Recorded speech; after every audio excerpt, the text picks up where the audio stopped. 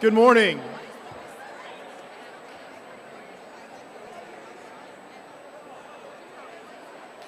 Good morning and welcome to Jasper High School. At this time, I would ask that everyone please rise and join Zoe Warner in the Pledge of Allegiance. I pledge allegiance to the flag of the United States of America and to the republic for which it stands, one nation, under God, indivisible, with liberty and justice for all.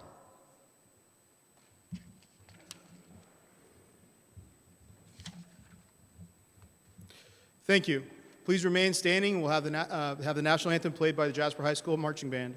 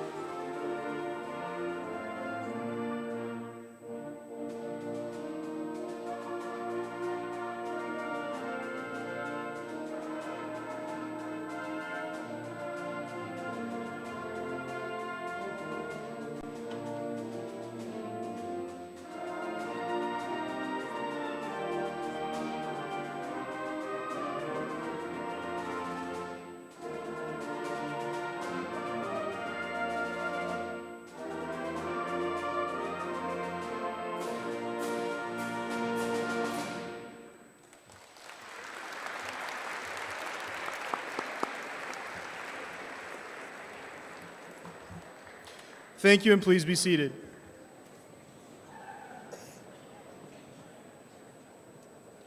Good morning, everyone, and welcome to Jasper High School. We appreciate your presence and attention during today's program. Guests, we ask that you please silence your cell phones at this time. Please join me in recognizing a few of our guests today. Mayor Dean Vonderheide,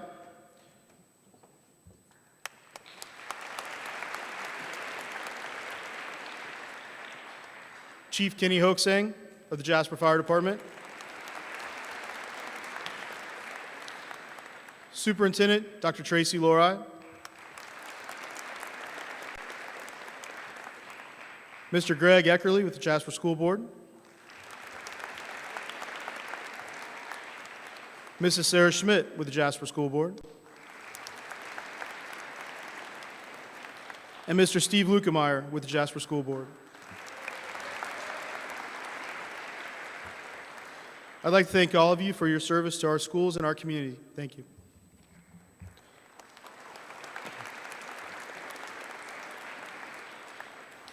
On Veterans Day, we pay tribute to the great Americans who have served our country. We are honored to have many of them in our midst today. Allison Woodruff, Zoe Warner, and Susanna Kelly will recognize the veterans who are joining us for today's program.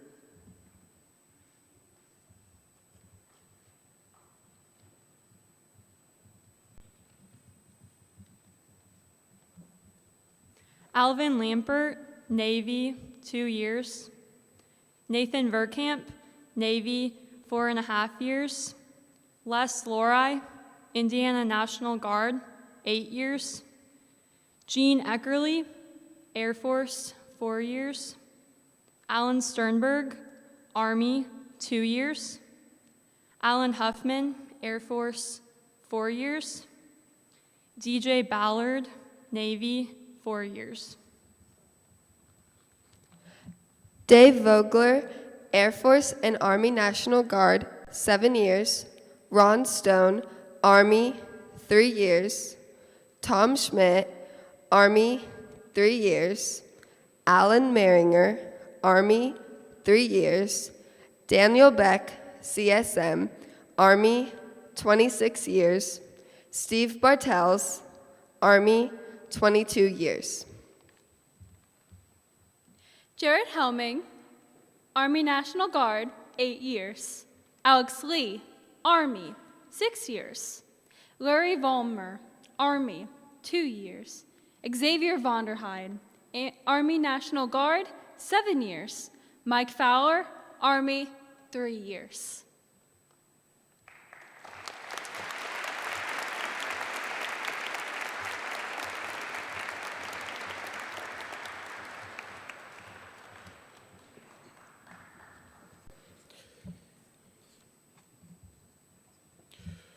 We would like to have Tori Gunselman and Leah Jurg come forward to read a few words about Veterans Day.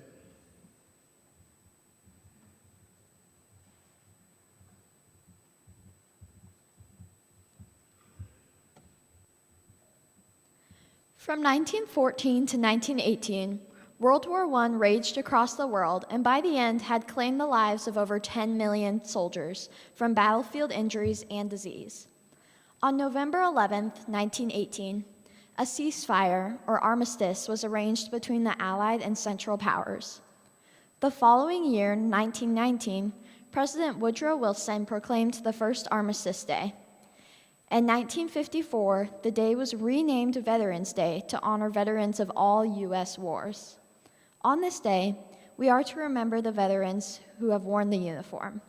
We reflect on the sacrifices and burdens that they have endured, that they have protected our freedoms. After the World War I, women in the U.S. and in Europe used the symbol of the red poppy to remember the soldiers who had fought and those who had died. The red poppy on Veterans Day is a symbol of the sacrifice that American veterans have made for our country. Veterans have placed our nation's security before their very own lives, and we can never fully repay that debt. Next, the choir will sing their selection.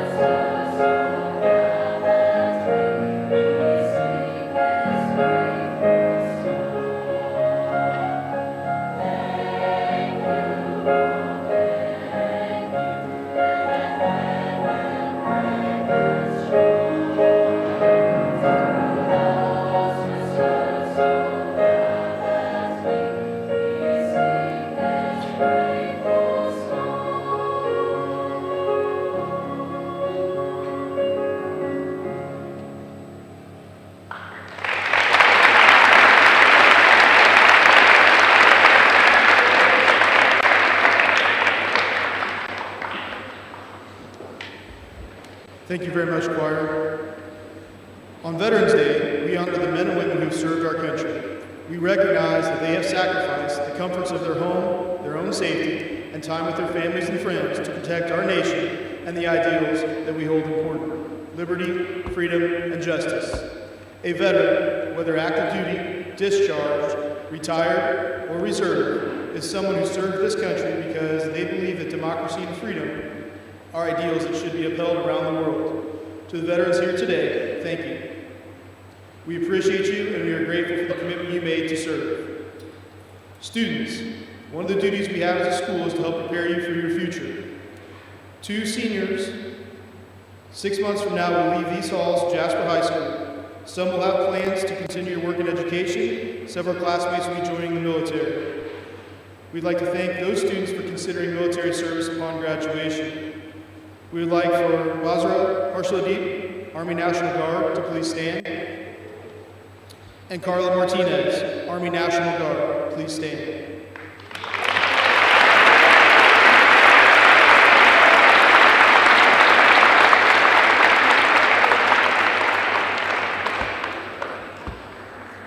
After graduation, this young man and woman will join the ranks of our men and women before them who have served to protect our nation. Several other seniors are considering enlistment and are taking steps toward building their future through the U.S. Armed Forces. Our program today is dedicated to the veterans who have already served, and we are proud of these young students as they plan their next steps in their lives. Mr. Gaso.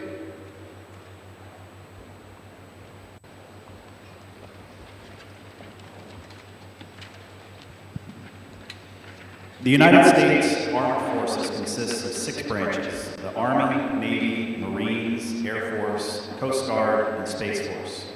Each branch is different with a unique history, uniform, and set of traditions. During musical piece, branches will be represented through song. It is customary for members of that branch to stand during the playing of their song.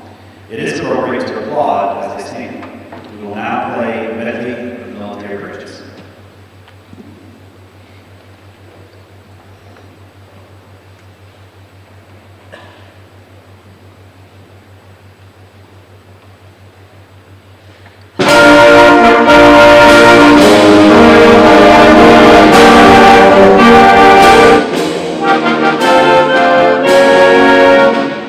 United States Marines.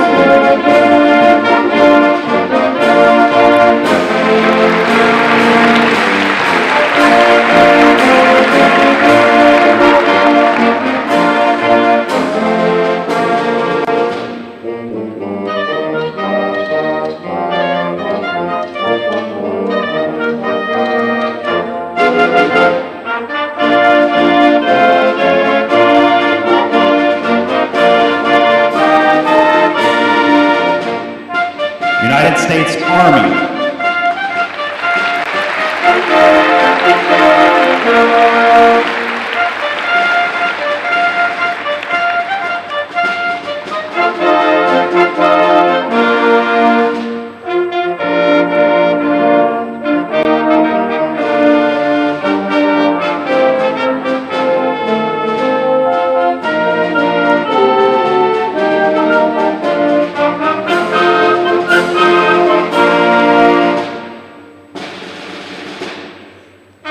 United States Coast Guard.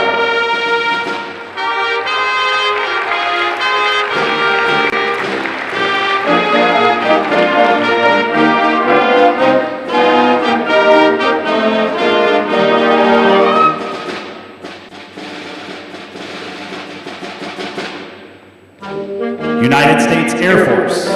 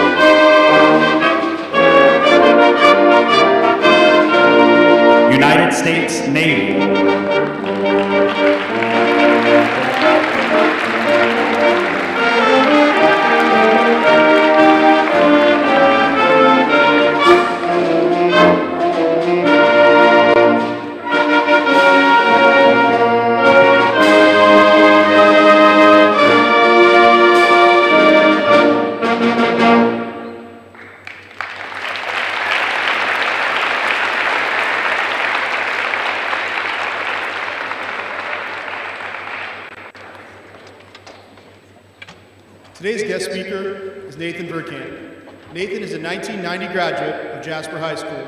He is currently serving his second term as judge of the Du Bois County Circuit Court. He enlisted in the U.S. Navy and served from 1990 through 1994, earning the rank of Electronic Warfare Technician Petty Officer Second Class. Through his training and experience, he was designated as a Surface Warfare Specialist and an Air Warfare Specialist. Nathan served in the Persian Gulf Theater in support of the First Gulf War and received the Southwest Asia Service Medal. Upon discharge, Nathan received his Bachelor of Science from Indiana University and his Doctorate of Jurisprudence from the McKinney School of Law. Nathan lives in Jasper, Indiana with his wife Jody, and they have 3 children. Mr. Verkamp?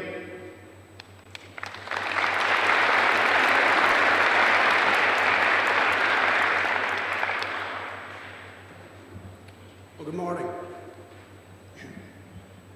Thank you for inviting me to spend a little time with you this morning. Honor, duty, commitment, courage are words we often use to describe a veteran. A veteran dared all, risked all, and some gave all. It is often said that all gave some, but some gave all. As you've already heard, Veterans Day is always on this day, at this hour. For on November 11th, 1918, at 11 o'clock, the guns went silent to end World War I. The war meant to end all wars. As you heard, Armistice Day was a day to reflect and remember. I'm going to read you a passage that appeared on November 11th, 1919, the first Armistice Day. It was torn from it was torn from a diary written somewhere over there. We know the day and the hour when the armistice was going into effect. The 11th at 11. Everyone in camp was wondering whether the Germans would stop firing. The barrage was heavier than any artillery fire that I'd ever seen or heard since I'd been in France. And as an ambulance driver and a stretcher bearer, I had heard some very heavy duels indeed. Men were crouching here and there. Several times my buddies asked, "Do you think they will really stop firing at 11? Our captain came up the hill with 2 other officers. I saluted him courteously and then asked, "Do you think they'll stop?" The captain would not speculate. He preferred to wait and see. This was about 11:15. Shells were falling everywhere. Guns were roaring. 2 of our heavy 14s being very near. Our buddies kept coming, hiding. 10 minutes to 11, and still the guns roared on, unmindful of the fact that peace was imminent. 5 minutes to 11, and everyone was showing signs of nervousness. Then, as suddenly as God himself had dropped a wet blanket over the crackling flames of hell, and with one blow extinguished them all, the firing and rumbling immediately ceased. There was an instant pause in which it seemed that the world had come to an end. Then, from the bells of an old cathedral rang forth silver tones that once again were saying, "Peace on earth." My heart was in my mouth, for I was joyously and deliriously leaping about, yelling, shouting, singing. Then I ran to that old cathedral. I reached for the swinging ropes as I entered the door and pulled on those bells. The roof was open to the heavens, for the Germans had destroyed it. There, in that ruined place, I knelt with hundreds of other Yanks. I knelt with hands clasped, eyes turned towards heaven, and prayed as I'd never prayed before.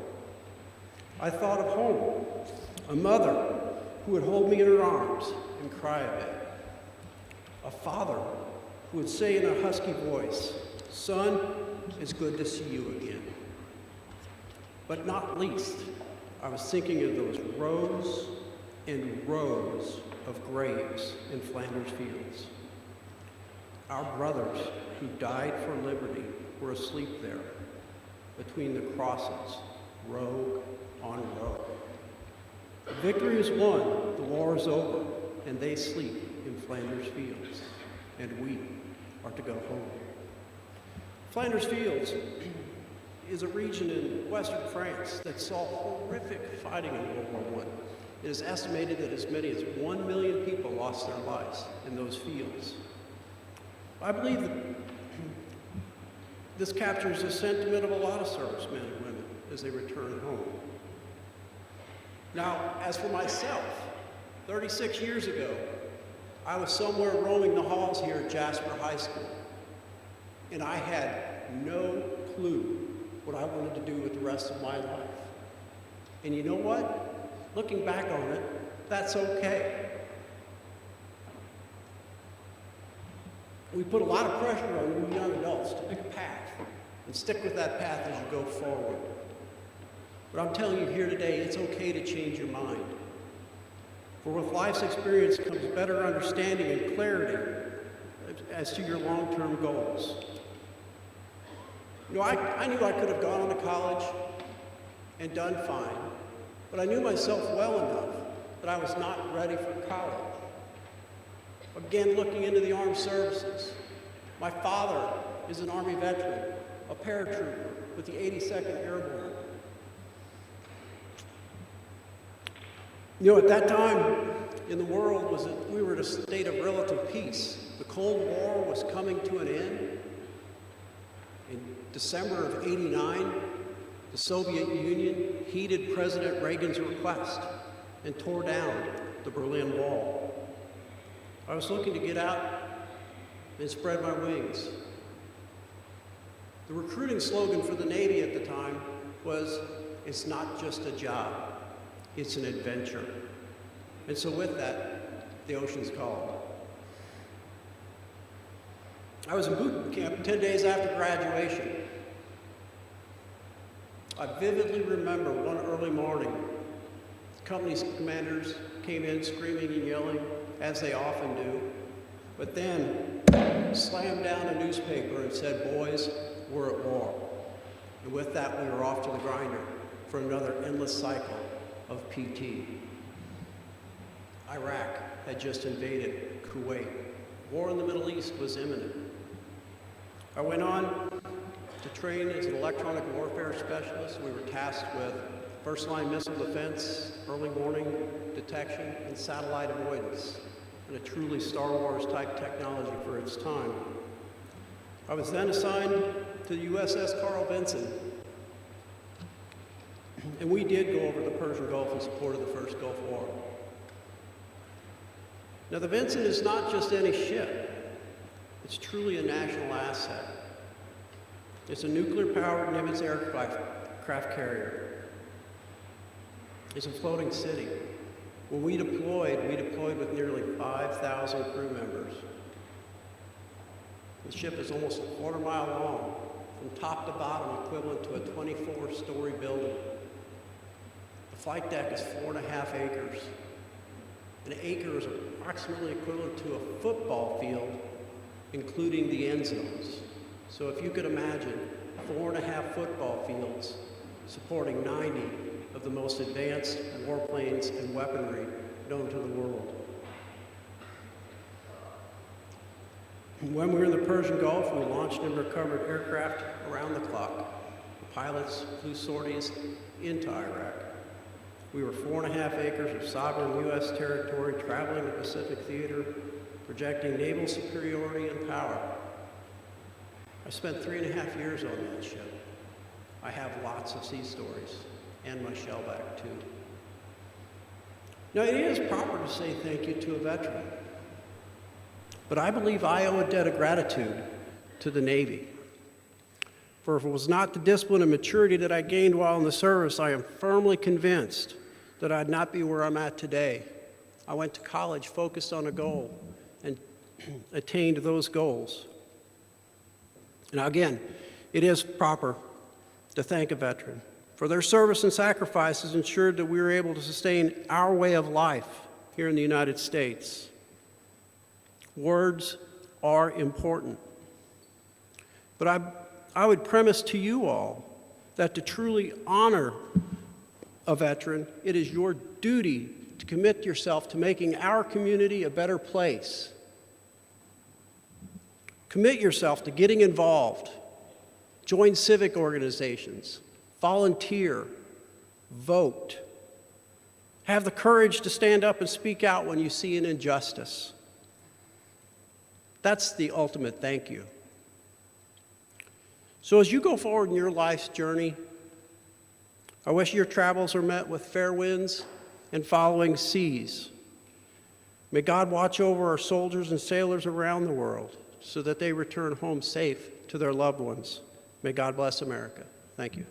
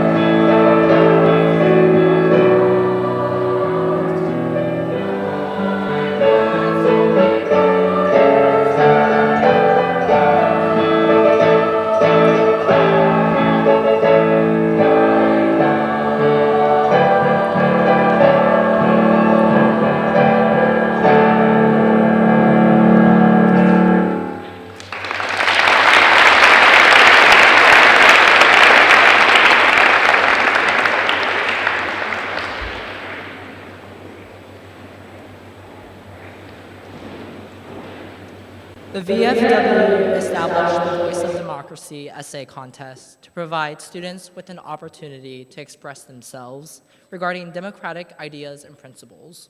Last year, the theme was, "Is America today what our forefathers envisioned?" Madeline Canese and Cole Lampert will now share their winning essay with us.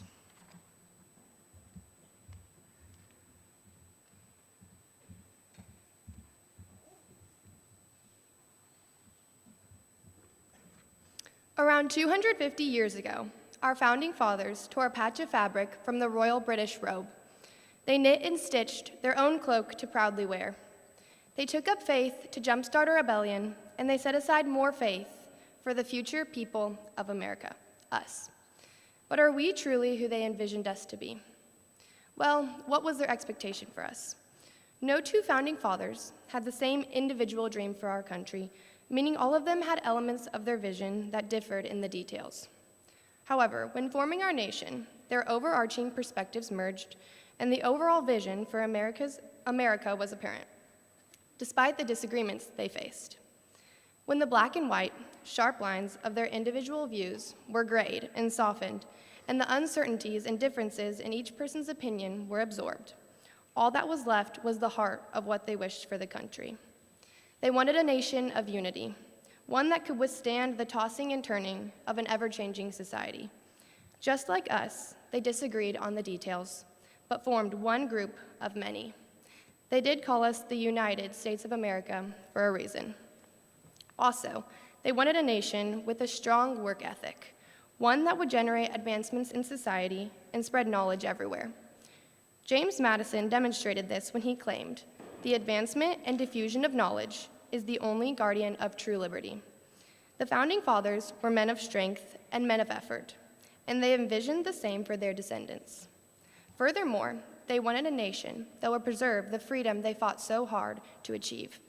The Declaration of Independence proclaims their ideology of life, liberty, and the pursuit of happiness. They don't want us to let that slip away. John Adams even stated, "You will never know how much it has cost my generation to preserve your freedom. I hope you'll make good use of it." That vision they had for us today, however, carries as much weight as a feather if it isn't carried out.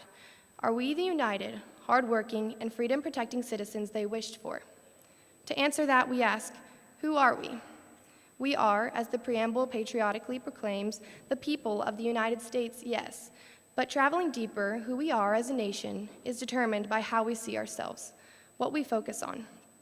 Author of Affluence of Despair, Ray Bradbury's influence is found in the question, do we choose to focus on the rise of negative circumstances or those of positive circumstances? Do we choose to focus on those that battle with opposing political views or those who work every day to promote harmony? Do we choose to focus on those that evoke darkness or those that bring light to our country? Let's not neglect our imperfections. Let's not ignore issues that need to be faced, but also not let them define us. If our imperfections determined who we are, we'd all be in trouble. So let's choose to seek out the good. And when we do so, it is evident that we have met the vision of our founding fathers. We have met the expectation of unity, hard work ethic, and in the preservation of freedom. We just have to look. Unity, just like our founding fathers, we have every day to let the disagreements divide us, but as a nation, we are still bound together to sustain the United States. We disagree, we argue, sure, but we all can proudly say we are Americans. Everyone stands as one to honor our country during the national anthem during an event. No matter your background, your party, your differences, everyone has one thing in common when they stare admiringly at the stars and stripes waving in the wind. Beyond bleachers of sporting events, we build relationships that promote unity in our society. We build fellowship on our communities through organizations, religious groups, activities, and more. And on Independence Day, we celebrate our country's unity. Hard work ethic. Parents who strive to provide the best they can for their children and families. Workers who apply themselves in various ways to develop our industries. Students who seek the knowledge that will fuel the next generation. Military members, especially those who actively put their life on the line. There are people surrounding us every day who exercise this diligence through their way of living. Preservation of freedom. Again, think of the military as they risk everything, absolutely everything that they have to protect freedom, to protect our rights of life, our rights to liberty, to the pursuit of happiness. When our founding fathers, our patriot forefathers that preceded us, started this country, they each had a dream for the future. They formed their own individual pictures of the nation to come with their own spin on the details. They could have let their disagreements separate them, but instead they joined together to establish the United States of America. They set a precedent of unity, they exemplified hard work ethic, and embodied their awe for freedom, setting the example for what their vision was. We have done our part to ensure it through uniting, through working, and through preserving freedoms. It's up to us to focus on that because that's what defines us. We don't have to be an exact representation of our founding fathers' vision to have carried it out. Thank you.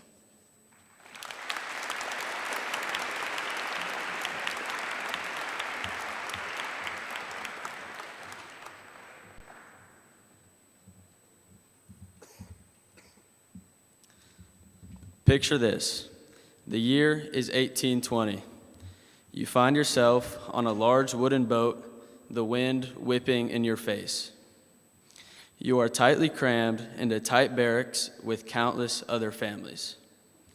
The smell of the accumulation of multiple weeks of hot, humid, and muggy conditions fill your nostrils. You dread the fact that more weeks are still to come. The large Atlantic waves rock the old boat. A storm is in the making. Children are crying and adults are frightened. I'm sure you are asking yourself, why are so many people willingly putting themselves through this apparent torture and filth? And there is only one answer to this question. Because when the storm dies down and the boat picks back up, it is 14 days to freedom. When the boat docks on the Atlantic coast of the United States of America, there are very few things that matter to these people other than life, liberty, and the pursuit of happiness. These are the values that our forefathers believed in, and these are the values that are instilled in each and every single person that lives in this country. So, today, as we discuss the vital question, is America today what our forefathers envisioned? I will stand before you to say that in many significant ways, America today is indeed what our forefathers envisioned. Our founding fathers laid the foundation for a nation built on the principles of liberty and democracy. They imagined a country where individuals would have the freedom to express their thoughts, practice their faith, and pursue their dreams without anyone being able to interfere. Today, these ideals are more than alive and well. We live in a nation where freedom of speech and religion are protected, where people from diverse backgrounds can come together and contribute to American society for the better. Furthermore, our forefathers envisioned a government that gets its power from the people. The democratic processes they established have survived and evolved, allowing us to elect our leaders and hold them accountable. This system of checks and balances has been proven to be strong, ensuring that no single branch of government can dominate the others. This balance of power is a testament to the views and dreams of our founders and remains one of the most important parts of our democracy. In conclusion, while challenges obviously still remain, America today embodies many of the principles and ideals that our forefathers envisioned. As a country, we continue to uphold the values of liberty, democracy, and the pursuit of happiness, ensuring that their vision lives on. And it is our responsibility to preserve and strengthen these ideals for future generations. Thank you.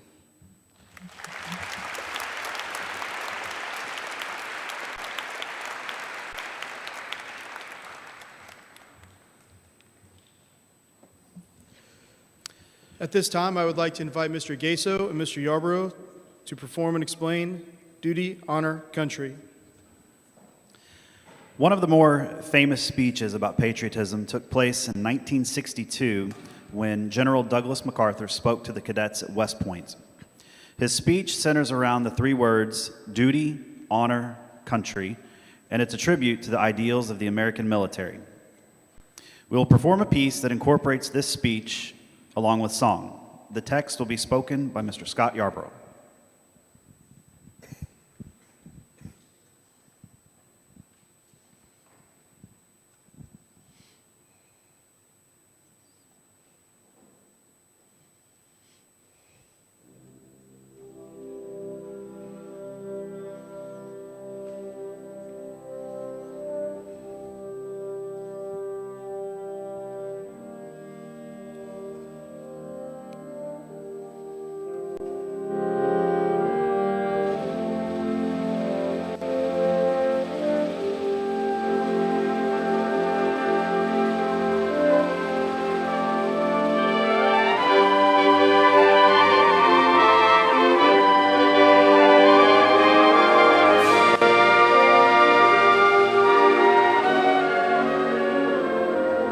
Duty, honor, country, a code of conduct and chivalry of those who guard this beloved land. An ideal so noble that it arouses a sense of pride and yet humility, an expression of the ethics of the American man-at-arms.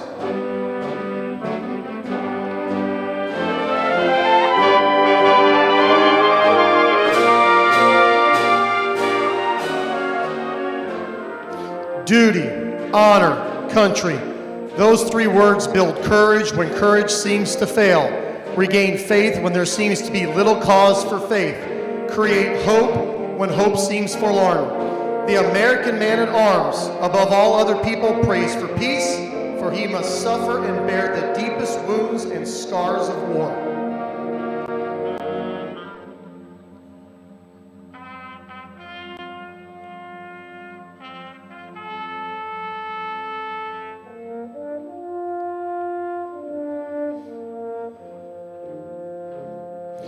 Duty, honor, country. The unbelievers will say that they are but words, a slogan, or a flamboyant phrase. Every demagogue, every cynic, every hypocrite will try to downgrade them to the extent of mockery and ridicule. The code which those words perpetuate embraces the highest moral law and will stand the test of any ethics or philosophies ever published for the uplift of mankind.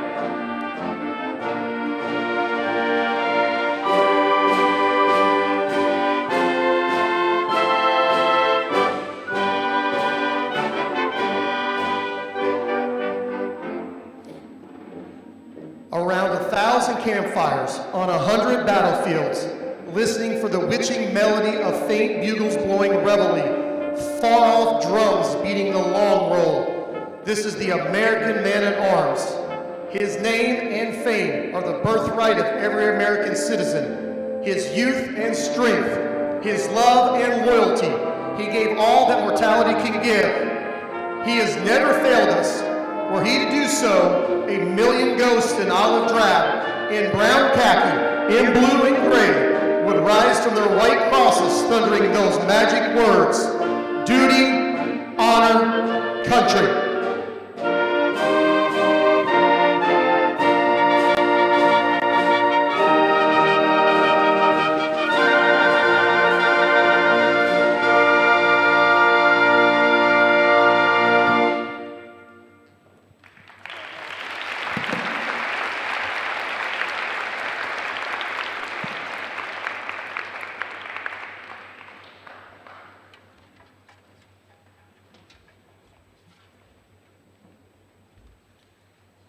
At this time, I know we had a few veterans arrive late. I would like any veterans that are in the crowd that we've not acknowledged to please stand at this time.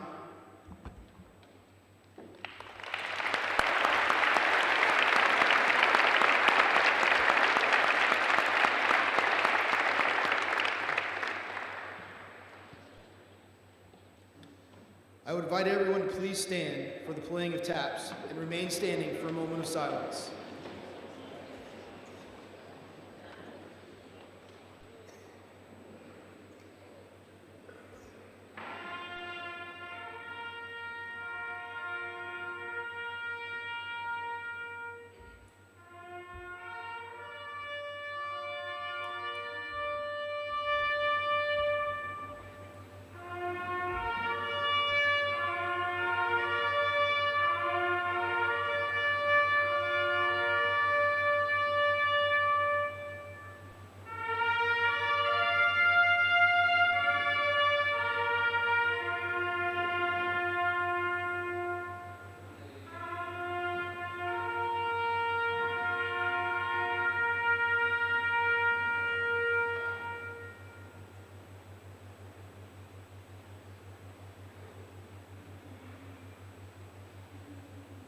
Thank you.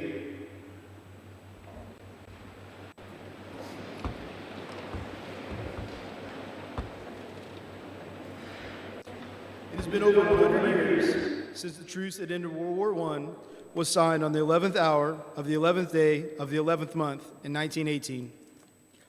We would like to end this morning's program with a tradition at Jasper High School.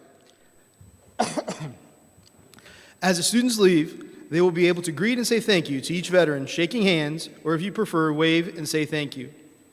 Any veterans that are in the audience today would like to join us on the floor, please make your way down. Veterans and guests, would you please follow Mr. Helming to this side or Mr. Harris to this side, as we'll create two lines for the students to exit.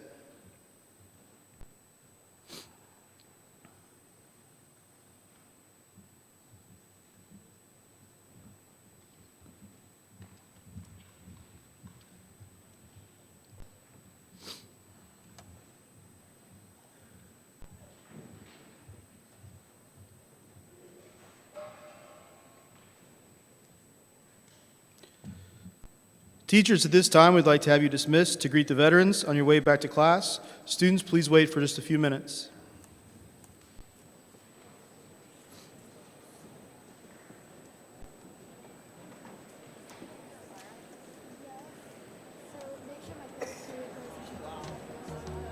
Don't care anymore, G. I don't care what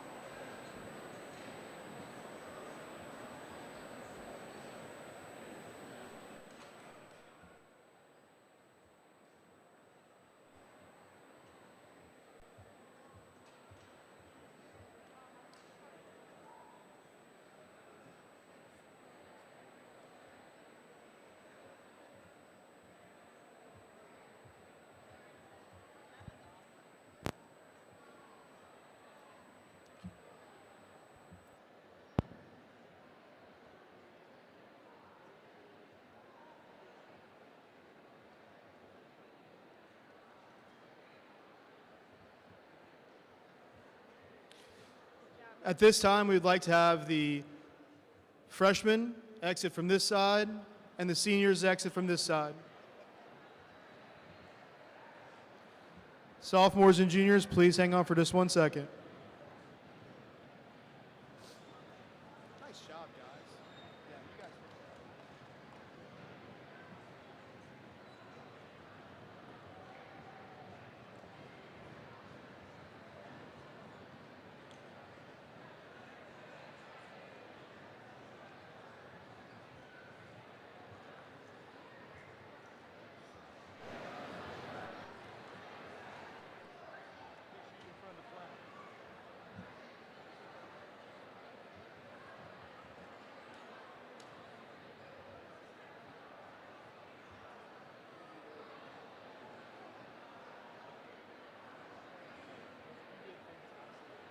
You all right? Nervous? Not really? You did a great job.